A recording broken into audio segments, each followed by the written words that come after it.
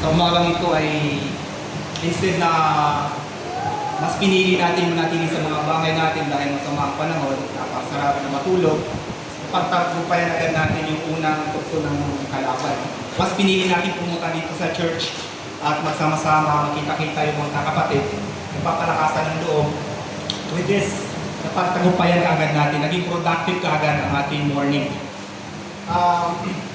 Kami po ay galing pa ng Cavite, ng aking may bahay at dalawang anak, and we also have Sister Carmen, yung asawa ni Brother John Mark. Sa mga nakakilala sa kanila, ay sa kanya po ay pwede natin siya kamayan natin mamaya after the worship.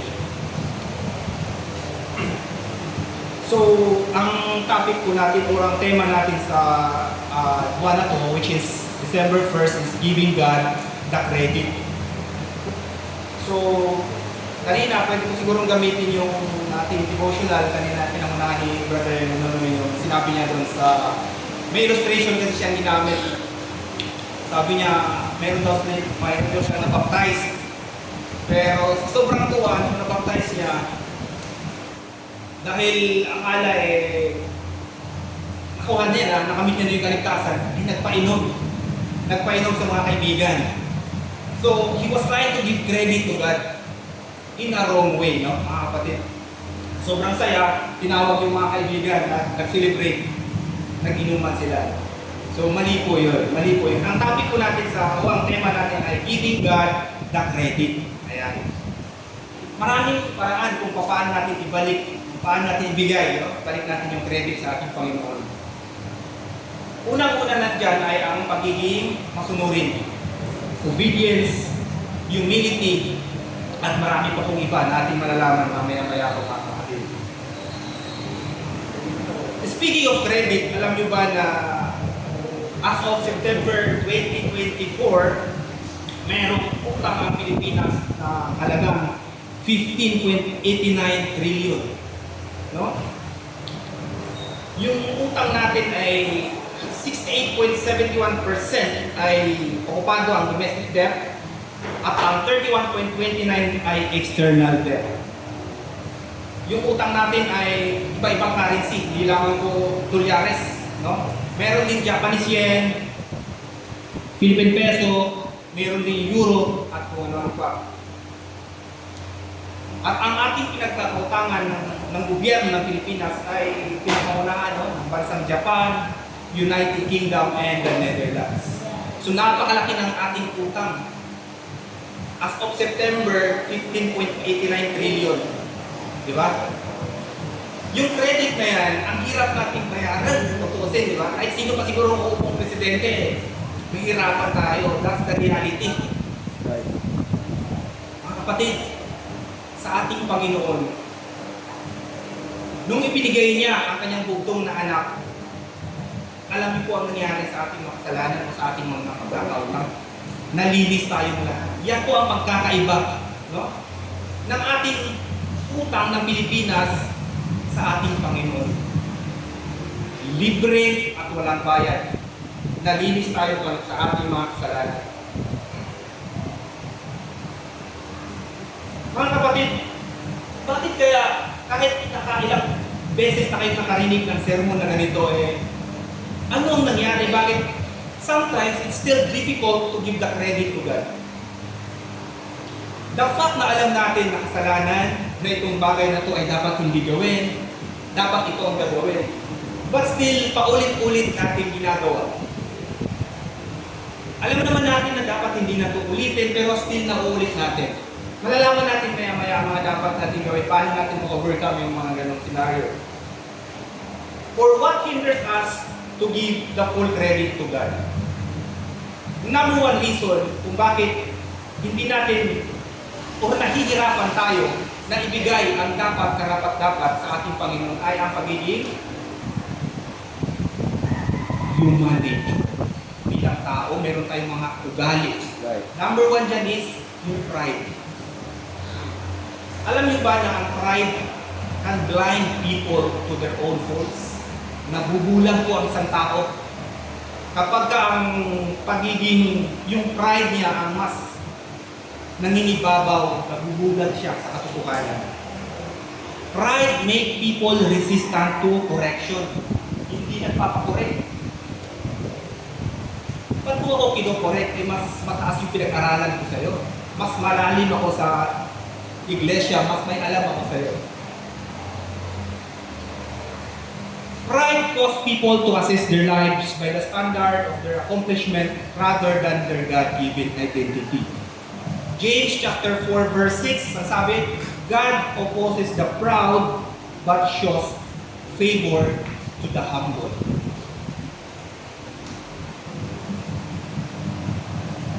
Mga kapatid, ano pang ibang reason? Emotional obstacles. Fear of vulnerability or acknowledging God's control requires surrender. Okay, example, nabautismuhan ka na, no? Pero alam mo yung mga dati mong ginagawa, alam mo na hindi mo na dapat gagawin. Kontrolado ka na dapat ng yung pagiging Kristiyano. Pero yun yung parang naghihinder sa'yo na ibigay ang full credit sa Panginoon dahil takot ka. Takot ka na pagtatawanan ka ng iyong mga kaibigan, pagtatawanan ka ng iyong mga katrabaho. Ano ba nangyari sa'yo? Hindi ka naman dating ganyan. So, ang nangyari sa'yo is hindi mo na ibigay yung 100% na credit dapat sa Panginoon. Other reason is worldly influence. Yung nakafocus ka sa kayamanan. Focus on wealth, status, and possessions. Nakafocus ka sa possessions mo na kahit Sunday, nagtatrabaho ka. Okay lang yan, meron pa namang next Sunday. Gusto mo kasi overtime, meron kaming gagawin na ganito ganyan, no? So, eventually, hindi mo alam na nakasanayan mo na hindi na papasok or magsasamba sa iglesia. Kasi meron pa namang another Sunday. And then, hindi mo na realize, later on, na parang ang dami mo na palang absent, no? Na hindi ka na nakapunta ng church. So, kukuha naman tayo ng biblical example. Alam niyo, si King Saul, he failed to give God the credit. Kung meron po tayong mga Biblia ay mababasa po natin yan sa 1 Samuel chapter 15 verse 1 to 31. Ito yung event kung saan si King Saul faced the disobedience and its consequences. So ano nangyari dito? God's instruction is that you need to deliver. Samuel delivers God's command to King Saul. Now Samuel is a prophet. He is a prophet and he approached King Saul and he said, you need to completely destroy the Amalekites, including their livestock as judgment for the past sins. So ito lumapit si Prophet Samuel kay King Saul at sinabi niya, utos ng Panginoon ay you need to completely destroy the Amalekites. Sino ba yung Amalekites? Amalekites is a tribe. Sila yung tribo kung saan, kung naalala niyo po yung Israelites, they're out from Egypt, papuntang Canaan, di ba? Nung dumating din sila sa lugar, mayroong mga tribo doon na sinasalakay sila. So ito yung Amalekites. So ang sabi ni Samuel kay King Saul, you need to destroy them completely, including their livestock. But what King Saul did? Ang ginawa ni King Saul, in his fairness, King Agag, yung hari ng mga or leader ng mga Amalekites, hindi niya hindi niya dinestroy yung mga best livestock. Hinabi niya, for hidden agenda, meron siyang balak na gagawin. So ang nangyari, to make the story short, because of his disobedience, ay pinarusahan siya. So, dito pa lang, if God asks you for something, you should give full credit. Huwag yung 50-50. Kasi inisip ni King Agag na, I will spare the king kasi during their time, kapag meron kang nadakip o nalupig na isang kaharian, in-spare nila yung hari kasi yun yung yung parang way na parang may papakita nila sa hari na yun na, natalo kita, so mahirapan kita. So that's why he spared King Agag. And then yung livestock, iniwan niya rin, hindi niya dinestroy dahil siguro sa personal agenda niya, no? Right. So ang ating pong verse ay mababasa sa 2 Corinthians chapter 9, 11 to 13. Let me read po. You will be enriched in every way so that you can be generous on every occasion. And through as your generosity will result in thanksgiving to God. This service that you perform is not only supplying the needs of the Lord's people, but is also overflowing in many expressions of thanks to God. Because of the service by which you have proved yourselves, others will praise God for the obedience that accompanies your confession of the gospel of Christ and for generosity in sharing with them and everyone else. Ano po ba ang purpose ng 2 Corinthians chapter 9 verse 11 to 13? No? Yung purpose po nito mga kapatid ay is to encourage the Corinthians to give generously, to give cheerfully, and to give willingly to the suffering Christians in Jerusalem. Si Paul, meron siyang isang iglesia na kinagigiliwan. Ito yung mga iglesia ng Philippians. There was a time na meron siyang matinding sakit. Hindi pa siya nagsabi doon sa mga kapatiran sa Philippians, umaapaw ang tulong sa kanya. On the other side, sa mga kapatiran sa Corinthians, ito ang sulat na ito ay para sa mga kapatiran sa Corinthians, no? Sa mga Kristiyano. On the other side sa Corinthians, medyo siguro hirap, no? Hirap sa buhay yung mga kapatiran doon. O yung iba naman is hindi nagbibigay talaga, kahit naman meron is hindi nagbibigay. Kaya yan so sinulat. Mga kapatid, gusto kong basahin sa inyo yung Tagalog version. Sabayan niyo na rin po ako sa Tagalog. Pasasaganahin niya kayo sa lahat ng bagay upang mas marami ang inyong matulungan. Sa gayon, lalong darami ang magpapasalamat sa Diyos dahil sa inyong tulong na dadalhin namin sa kanila. Ang paglilingkod niyo upang tumulong sa mga kapatid ay hindi lamang makakatugon sa kanilang pangangailangan, kundi magiging dahilan pa na nag-uumapaw na pasasalamat nila sa Diyos. Ang bukas palad niyong pagbibigay sa kanila at sa lahat ang siyang magpapatunay na matapat niyong sinusunod ang magandang balita ni Kristo dahil diyan magpupuri sila sa Diyos. So yung topic natin for this month is giving God the credit. So ang ating binasa is that we need to give cheerfully, we need to give generously. But gusto ko siyang palawakin kasi ayaw kong mag-focus lang doon sa pagiging generous natin. No? Sa kabilang side kasi, that's the reality. Mayroon tayong mga kapatid na nahihirapan financially. So, tingnan natin yung other side naman. Kasi ang ating topic is giving God the credit. Hindi lamang po ang pagbibigay ng pera sa simbahan, sa iglesia, ang pwede natin ibigay. Napakadami pong ways kung paano tayo mag-give back or mag-give credit to God. Tulad na sinabi ko kanina, number one is obedience. Yung pagsunod mo pa lang sa Kanya, you're trying to go every Sunday, if you have Bible study, every Wednesday, no? You're trying to, as much as possible, that's a way kung paano ka mag-give back sa Kanya. Hindi lamang sa financial. Kaya po tayo, yung iba, naiintindihan natin usually dahil sa hirap ng buhay. Pero ito nga, sinasabi niya sa Roma, ang lahat ay binigyan ng kaloob. We all have a gift. Hindi lamang sa, siguro, kung ano man yung ngayon, ang status mo ngayon sa buhay, kung hindi ka nakaluwag-luwag, there's another way, no? Na pwede kang tumulong sa iglesia. Pwede kang magbigay, ibalik, kung ano yung kakayahan. Kaya sinasabi niya sa Romans, you should all have gifts, pero magkakaiba. Meron dito magaling sa preaching.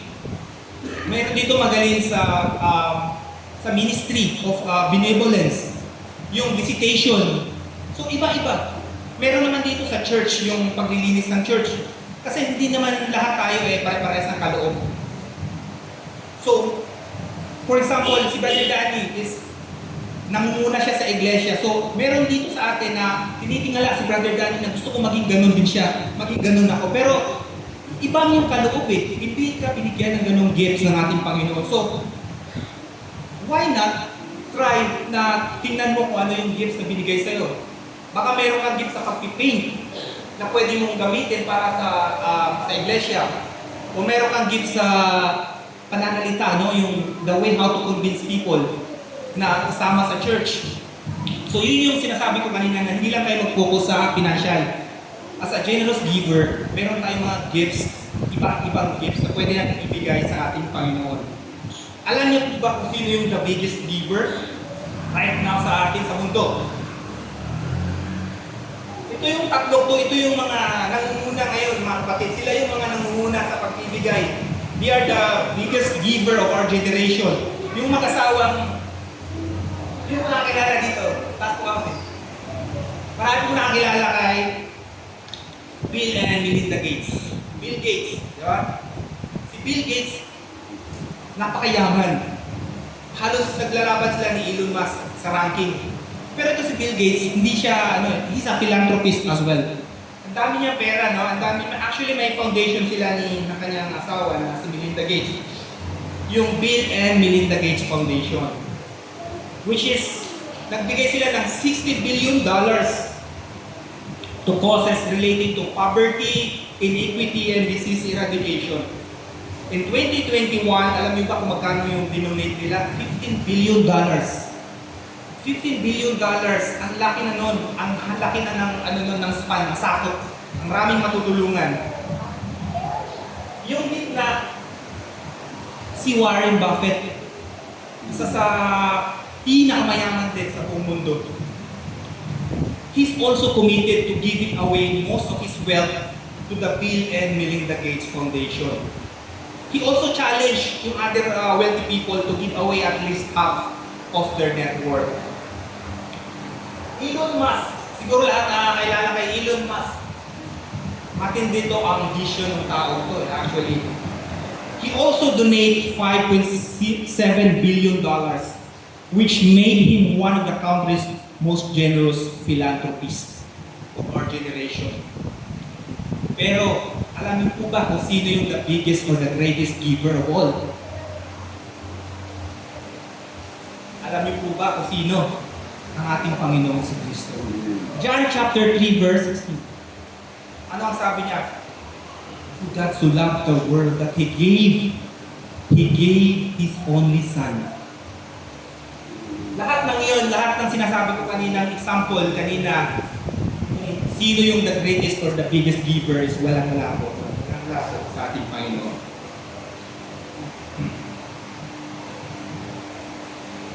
Katulad na aking sinabi kanina, we have a gift from God. Do you believe that everyone has a gift from God? Yes. Yes, we do. The Bible says that people are born with unique talents and gifts that set them apart from each other. These gifts can include influence, talent, power, spiritual gifts, and resources. People are called to use their gifts to serve others, point people to God, and give glory to God. Whether your gift can use it to give back to the glory of God, or hindi. Huwag mong itago, mga kapatid. Ang sabi niya kasi, yung tipo, alam mo naman na mayroon ng kayahan, pero patas ka. Ikaw lang nakakalam nun, di ba? Alam mo na may kakayahan kang tumulong, alam mo na mayroon kang talento sa ganito, pero ayaw mo ibigay sa church. Ewan ko, for some reasons may mga ganun, di ba? Parang nahihiya or natatakot for in some way. Pero meron sinasabi ang Biblia. According to the Bible, when a person doesn't use their God-given gifts, they deprive others and themselves of joy and blessings. The Bible says that people should use their gifts to serve others and that God wants people to use their gifts to bring Him glory. Kaya yung topic natin kanina, yung theme natin is giving God the credit. So in order for you to give back the credit, you need to use your gifts to give the glory to God. Ano yung key point natin dito is that the key point is we can give credit to God by using our gifts, by using our talents. Let's read mga kapatid, some Bible verses. 1 Peter chapter 4, medyo maliit siguro yung nasa likod. Mabasa po ba? Okay lang, sa likod. 1 Peter chapter 4, verse 10 to 11. Each has received a gift. Use it to serve one another as good stewards of God's varied grace. Another Bible verse po mga kapatid. 1 Corinthians chapter 7, verse 7. But each of you has your own gift from God. One has this gift, another has that. Yun po yung sinasabi ko kanina, na lahat po tayo ay may kanya-kanyang gifts na binigay sa atin. Pero hindi magkakaparehas. Siguro ang ganda na kung halos lahat ng gifts nasa sayo na. Meron kayong ganun. Yung mayaman ka na, magaling ka pang magsalita, meron ka pang aura na nakakahata ka ng tao. I don't know, for some reasons, meron kayo siguro mga kilalang ganun. Na parang, wow, halos lahat nandun na sa kanya. Di ba? May mga ganung tao na, may vibe, may dating siya na parang very accommodating. That's the reality kasi, di ba? Pag una mo tinignan yung tao, akala mong suplado o mataray. Pero pag nakasama mo na, ang bait-bait pala. Mayroon namang tao na parang pag tinignan mo parang very accommodating siya. And then pag nakasama mo na siya, mayroon ka siya ibang ugali, di ba? Mayroon ganun. Romans chapter 12 verse 6 to 8. We have different gifts according to the grace given to each of us. So, if your gift is prophecy, then prophesy in accordance with your faith. If it's serving, then serve. If it's teaching, then teach. If it's to encourage, then encourage. If it is giving, then give generously. If it's to lead, if it is to lead, do it diligently. If it is to show mercy, do it cheerfully. Mga kapatid, itong Romans chapter 12 verses 8 ay para sa kanila po, no? Pero pwede pa rin po natin ma-apply. Kaya yung sinasabi dito, if your gift is prophesying, medyo mag-ingat po tayo sa mga taong nagpo-prophesying this current generation, no? Ito po ay sinabi sa kanilang kapanahunan. Sa ating pong kapanahunan ay may mga nag-prophesize pa rin po. Na pumunta ka ng Quiapo, merong mga nagbabasa doon ng yung balad or meron silang mga cards. Huwag po tayong maniniwala doon, mga kapatid. Hindi po yan ay naayon sa ating Panginoon. So, giving credit to God. Number one, paano ba natin ibigay ang ating kakayahan, ang ating talento? You need to acknowledge first. You need to acknowledge God's sovereignty. Amen. You need to recognize God's control, power in all aspects. Sa lahat ng aspeto ng buhay, you need to acknowledge God's sovereignty. Hindi dahil sa sarili mong kakayahan, kaya ka nandito ngayon, dahil sa kung anong status ka, dahil sa iyong pagsusumikap. Nagsusumikap ako, bro, eh. Alam mo ba dati, bro, sobrang hindi ako halos kumain for some days para lang maikipit ko yung pera ko. And then now, kung naabot ko na yung aking status ngayon, sa aking kakayahan to. My friend, my brothers and sisters, you need to be very careful with saying that words, no? Yung naabot ko to dahil sa aking paghihirap. Yes, you have to be there now, nandyan ka na, pero you need to acknowledge God. Dahil kung wala ang Panginoon, wala ka dyan sa posisyon mo ngayon. Next, mga kapatid, gratitude. Ano kayong gratitude?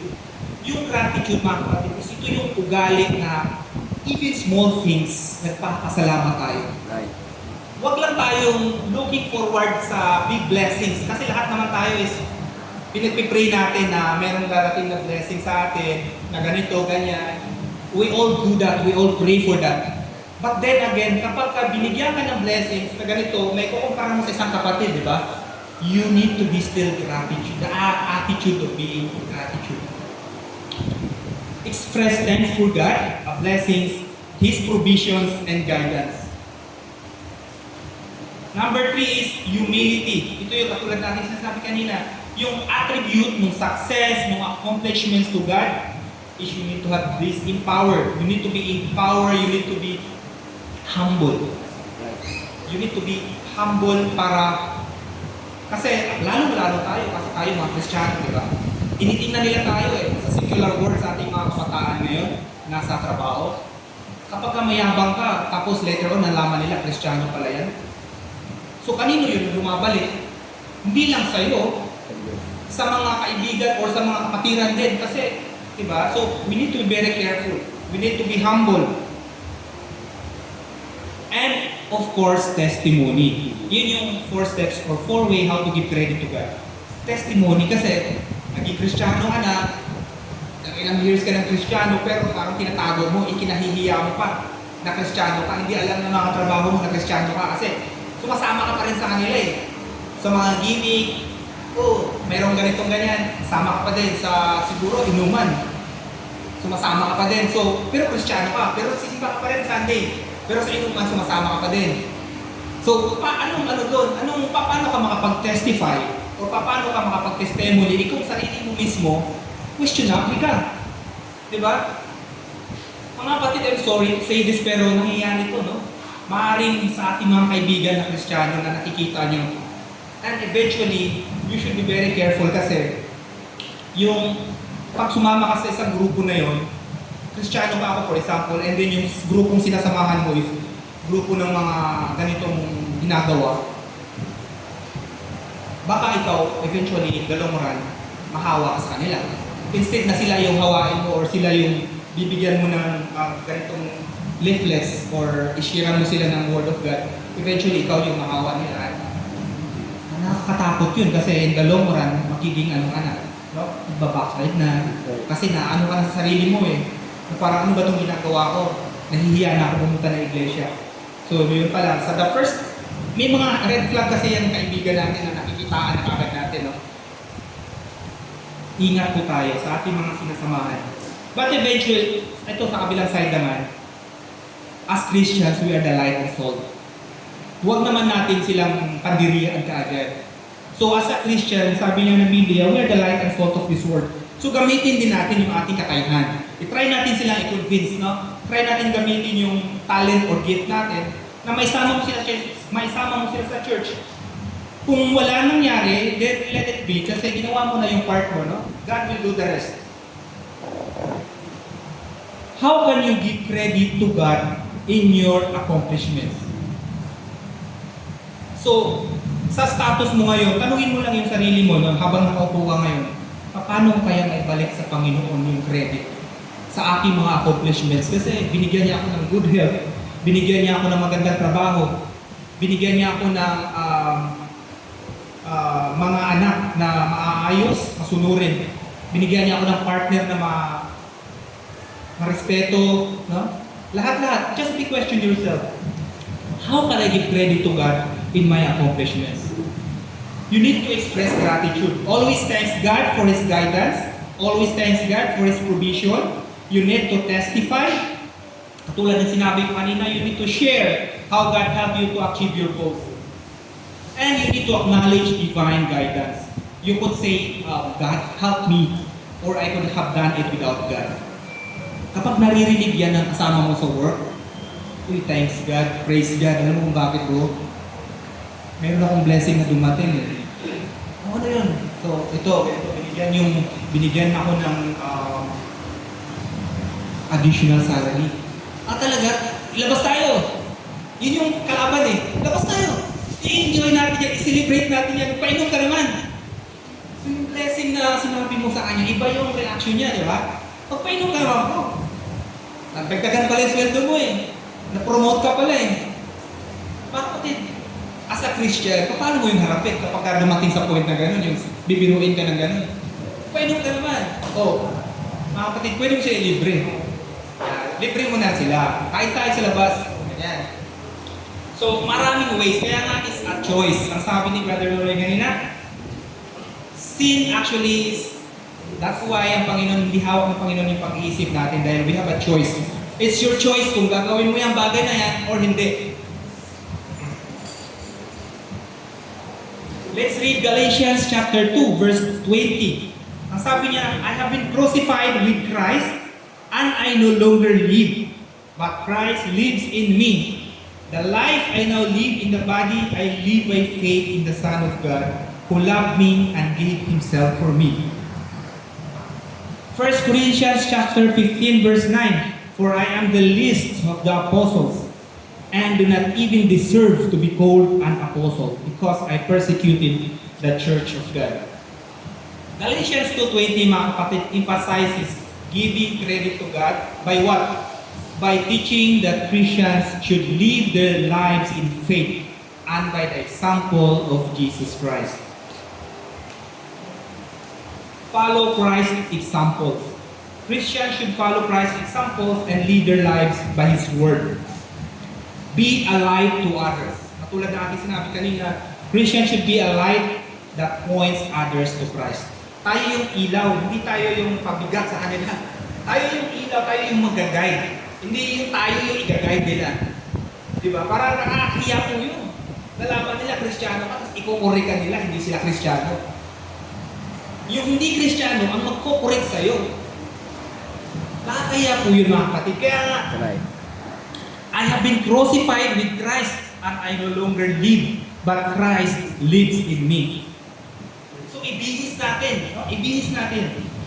The life I now live in the body is I live by faith in the Son of God, whom loved me and gave Himself to me. 1 Corinthians 59 shows humility. Ang sabi niya dito, for I am the least of the apostles. Hindi niya ako deserve na tawaging apostle because I persecuted that church of God. Yun yung sabi ni Paul. Actually, late na rin siya eh.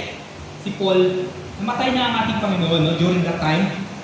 He came too late to have been one of the 12. Hindi na siya kasama sa pinili ng ating Panginoon. That's why sinasabi niya sa sarili niya na I am the least of the apostles. Hindi niya ako karapat-dapat at tawagin. Because I persecuted the church of God. This verse shows humility. Katulad natin, pwede natin i-apply sa ating sarili. Tayo yung pinakaaba, lingkod, pinakamababa. So it shows humility. Psalm chapter 115 verse 1. Not to us, Lord, not to us, but your name be the glory because of your love and faithfulness. So ito talaga yung exactly verse na dapat natin mabaon. Not to us, Lord, not to us, but to your name be the glory because of your love and faithfulness. Amen. That's why ang ating team natin is giving God the credit. No? Kasi lahat naman dito ngayon kung anong meron tayo is sa Kanya. Kaya narapat lamang ibalik na paknan ng verse na to. So, hindi lamang ang pagbigay natin ng yung pagbibigay credit sa ating Panginoon na hindi lamang sa pera. Sabi ko kanina, pwede natin ibigay yung oras, pwede natin ibigay yung pagiging masunurin natin. Despite of all the trials and kung ano man po yung pagsubok.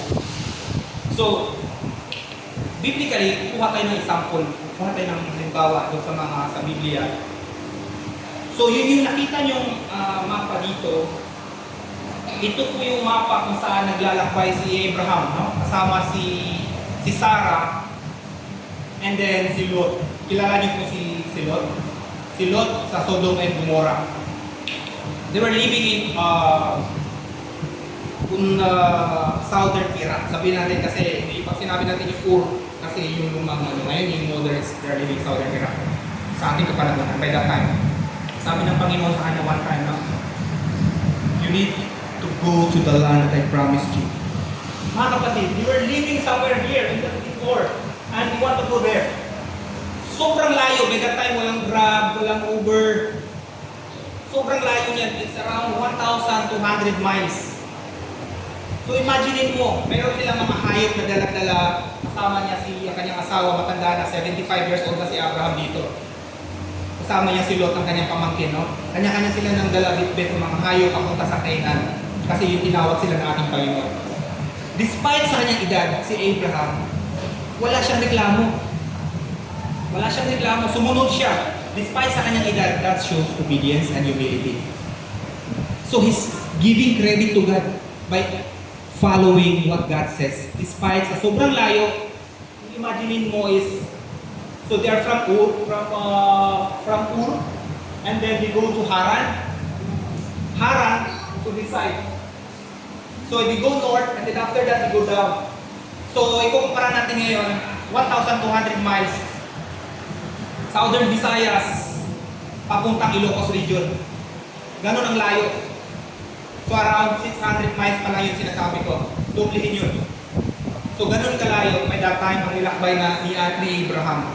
Bakit niya ginawa yun? Despite sa kanyang edad, it shows humility, it shows obedience. Kahit may edad na siya, kapatid, he was trying to give the credit to God. Kaya niya ginawa yun. 1 Corinthians 4:7, paano kayo nakakahigit sa iba? Hindi ba lahat ng nasa inyo ibinigay lamang sa inyo ng Diyos? Kung gayon, bakit niyo ipagyayabang iyon na parang hindi kaloob sa inyo? 1 Corinthians chapter 4 verse 7, is a verse in the Bible that is about humility and the idea that everything good comes from God. This verse, mga kapatid, is a reminder, no, that we should not be proud of anything good in us because it all comes from God. Kung anong meron ako, kung anong meron ngayon sa ating mga kapatid na nandito na nangunguna, it all comes from God. Hindi niya yan sariling talento. Binigay sa kanya ng Panginoon. Pinahiram sa kanya ng ating Panginoon.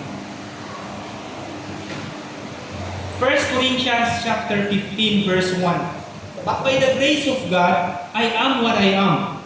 And His grace to me was not without effect. No, I worked harder than all of them, yet not I, but the grace of God that was with me. So 1 Corinthians 15 verse 1 is about Paul reminding the Corinthians of the gospel he preached to them, which they accepted and stand in. Nire-remind niya yung mga kapatiran sa Corinto, no, of what exactly they believed when he preached the gospel to them. They received the gospel, the message of God's grace and forgiveness of sin through faith in Christ. And that was their time. Pero this verse is very applicable to us as well. Reminds us to be humble. That we have, sabi nga sa verse, forgot the verse, but we're just like a mist. Mist. Yung parang, ano lang tayo, how do you call that? Sa mist, yung parang bula lang tayo sa halaman na parang meron konting tubig doon. Ganun lang tayo. And then after that, wala na. So ganun lang tayo kaliit sa paningin ng ating Panginoon. Kaya we should be very humble. We should always have the attitude of gratitude. Mga kapatid, sa aking pagtatapos, mag-iwan lang po ako sa inyo ng acronym. PAS. Dahil lahat naman tayo gustong pumasa as a Christian. Walang gustong maging fail as a Christian. So, ibig sabihin ng PAS, prayer, acknowledge God in everything, serve others, and surrender. Who wants to be failed? Wala. Lahat tayo gustong pumasa. So, baunin po natin to. Gusto natin pumasa as a Christian. Gusto natin mapunta sa langit. Pero kailangan natin, ano yung kailangan natin gawin? Pass. Prayer, acknowledge God in everything, serve others, and then surrender. You need to be surrendered. You need to surrender yourself to God. By surrendering yourself to God, binigay mo na sa Kanya lahat, pinapaubaya mo na sa Kanya lahat. Hindi ka na nakikipaglaban sa Kanya pinapaubaya mo na. Kung ano mangyari sa iyo, kung anong sakit ang dinaramdam ng sa buhay sa ngayon, pinapaubaya mo na sa Panginoon. Tanggap mo, kasi Kristiyano ka Kung ano man yung mangyayari sa Kanya, masakit pero nakatanggap mo kasi you surrender yourself already to God. So, i-refresh lang natin, no? God, giving God the credit. How? By fast. Prayer, acknowledge God in everything, serve others, and surrender. The biggest giver in the Bible is Jesus Christ, or our God. John 3:16, for God so loved the world that He gave His one and only Son, that whoever believes in Him shall not perish, but have everlasting life. Mga kapatid, meron ako yung dalawang verse. Ang 1 Corinthians chapter 10, verse 31, at Romans 11:36.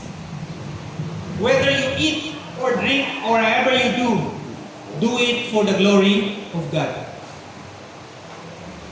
Romans 11:36, for from Him and through Him and for Him, all things to Him be the glory forever.